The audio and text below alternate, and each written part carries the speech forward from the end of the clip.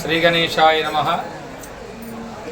ఈరోజు సంకటహార చతుర్థిని పురస్కరించుకొని భక్తులందరూ కూడా అత్యంత భక్తి శ్రద్ధలతో ఉదయాత్పూర్వం ఈరోజు ప్రొద్దుటి నుంచి ఇప్పటి వరకు కూడా అల్పాహారం కూడా ఏమీ చేయకుండా ఉపవాసం ఉండి ఈ క్షణం ఇప్పుడు ఆ గణపతికి అభిషేకం చేసుకొని చక్కగా చంద్రుని దర్శనం చేసుకొని భోజనం చేయడం జరుగుతుంది। సంకటహార చతుర్థి అంటే సంకట అంటే కష్టాలు, హర అంటే తొలగించడం। ప్రతి పౌర్ణిమ తర్వాత రెండవ రోజు లేదా మూడవ రోజు వచ్చేటువంటి చవితి సంకటహార చతుర్థి అంటే కష్టాలను తొలగించేటువంటి చవితి అని అర్థం।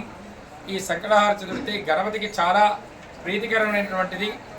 మనస్సులో ఏదైనా కోరిక అనుకొని 5 నెలలు లేదా 11 నెలలు లేదా 21 నెలల సంకల్పం అనుకొని ఆ స్వామికి ఉపవాసం ప్రారంభం చేస్తే తప్పనిసరిగా ఆ గణపతి అనుగ్రహంతో కోరినటువంటి కోరికలన్నీ కూడా సిద్ధించును।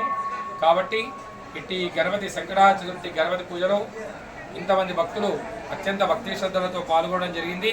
వారందరికీ కూడా గణపతి ఆయురారోగ్య ఐశ్వర్యాలు ప్రసాదించాలని కోరుతూ బోల్ గణేష్ మహారాజ్ కీ జై।